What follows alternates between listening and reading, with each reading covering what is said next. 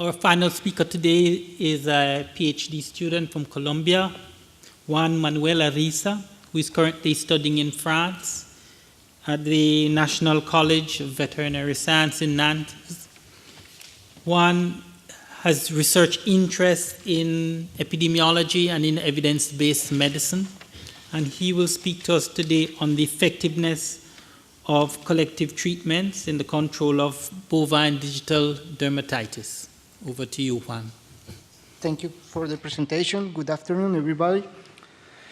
To begin, in 1974, Mortellaro described a new foot disease present in Italian dairy herds, which we can call now digital dermatitis. The disease is characterized by ulcerative lesions, also called M2, and chronic lesions with hyperkeratotic and hyperproliferative forms.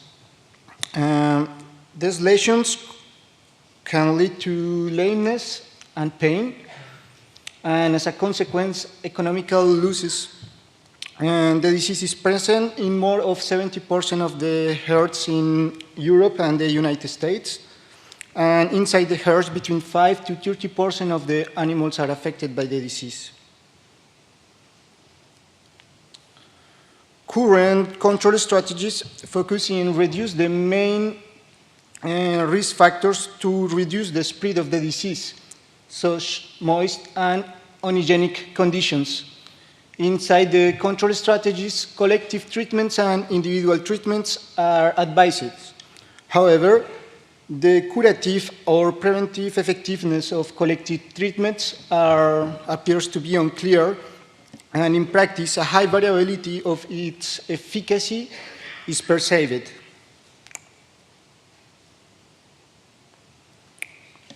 Collective treatments for this work were defined as the topical administration on feet of the same treatment, dose and frequencies, at a given time to 2 or more animals without restraining them individually. I want to be totally clear that in this study we try to evaluate if in general collective treatments are useful and not if each one or which one of the treatments are the best. After the review process, we have identified the main limitations in the conception of effectiveness trials in the DD control and the importance in develop high-quality trials to support new control strategies. So what I will show you in the next minutes, it's a small part of the entire process of systematic review and meta-analysis that we performed. So first, I will show you how we identify and select the evidence about the effectiveness of collective treatments. After, I will show you how we evaluate and synthesize the overall evidence and how we describe each one of these studies. Finally, I will draw some conclusions. So let me start by giving you a general view about the review process. The systematic review. In this systematic review, we follow up the recommendations of Sargent and O'Connor under the PRISMA guidelines. From the evidence-based veterinary medicine concept, we define our PICO question as a broad question that tries to resolve if in general collective treatments are useful for the prevention and or treatment of digital dermatitis. So from the searches, 222 studies were identified. After screening, only 9 studies were included, reporting a total of 35 comparisons. And the absence of negative controls and missing information were the main reasons for exclusion. So according to the preventive or curative outcomes, case and success definitions were defined for each study and summarized in numbers need to treat. which represents the expected numbers of animals that must be treated to observe one additional positive outcome, or to prevent one fewer negative outcome in comparison with the control group in a given time frame. That means that, for example, in the study of Fernandez, spraying a commercial solution of copper at this intensity, we must treat at least 2 animals to observe the evolution of one visible lesion in one cow when compared to the control group. So fewer animals to treat suggests less effort and money to obtain a positive result. Otherwise, negative numbers needed to treat means that the control group was more effective than the treatment group. In this case, for example, the spraying water control treatment was more effective than the active treatment.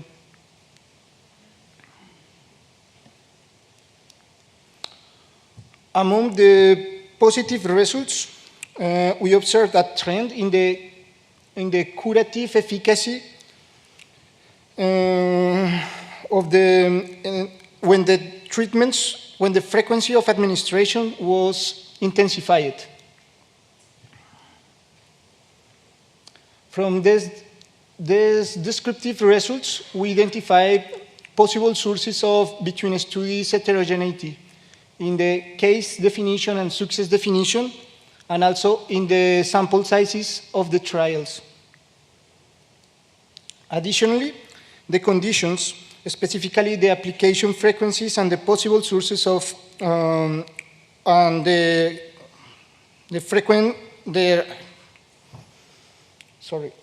the renewal rates for the Footbaths were different between the studies.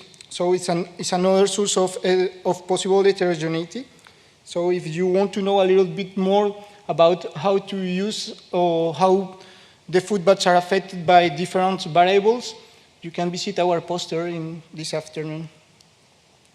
So we also perform a risk of bias assessment, and we include 5 domains: randomization efforts, blinding of the caregivers, objectivity in the lesion diagnosis, handling of the missing data, and carryover effects. At the end, most of the studies were considered at low or moderate risk of bias. Between studies, heterogeneity was suspected, and sample sizes were small, so suggest some imprecision. The overall quality of the evidence was considered at low quality. So, in conclusion, this review process highlights that more of the collective treatments regimens were applied under ideal conditions that are hardly extrapolable to field conditions. As a previous systematic review focused in copper sulfate Footbaths, we find that there is insufficient evidence supporting the usage of collective treatments in the prevention or healing of DD lesions in dairy cows. We consider that it's really important to develop uniform protocols to measure the effectiveness of the treatments. I would like to finish giving you our proposal guidelines to conduct a clinical trial for digital dermatitis. So trials must reduce the confounding and selection bias by randomization or other comparable methods. Must include the negative untreated controls, and we must avoid the placebo or other controls. We must use objective measures for the DD lesion evolution, and we must perform multiple observations by trained assessors at intervals no longer than 1 month. We must have follow-up periods longer than 5 months, especially for trials that are evaluating recurrent lesions. Sample sizes must be determined for statistical power, and Finally, co-interventions variables must be adjusted in the analysis, like co-interventions, individual treatments for the active lesions. Thank you very much.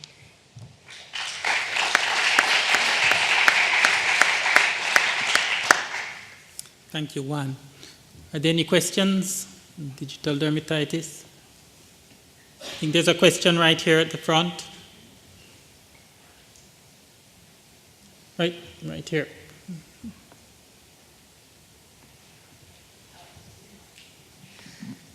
Thank you very much for your lovely presentation, and we all know how big the problem of digital dermatitis is. But would you suggest that we as researchers should continue down the road of doing more research into footbath efficacy, or is that a dead-end road and should we refocus? Showing that, you know, you didn't have a lot of literature that helped us showing the effectiveness of these collective treatments. Yeah. I have the impression from the veterinary practitioners that less and less we advise to use footbaths. And when we see footbaths in action, it's hard to believe that they are effective. But today we saw some presentation, the live session that showed that could be useful. So I think that we must continue to make the clinical trials of high quality to find if in fact the footbaths are useful or not.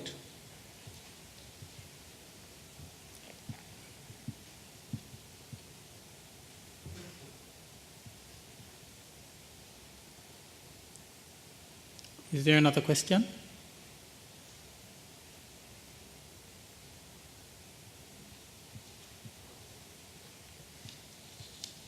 One, I just have a question about the recommendation. I have to confess that this is not, digital dermatitis is not an area of strength for me, to put it mildly. The recommendation of 5 months there, in the case of recurrent, I mean, how would you explain the significance of the 5 months? Yeah, it's because once one lesion is treated, the median time to develop another lesion in the same foot is between 160 days. So that means a little bit 5 months. So if we want to see if the product will diminish the possible recurrence of lesions, we have to observe by a period of 5 months. For at least 5 months, okay.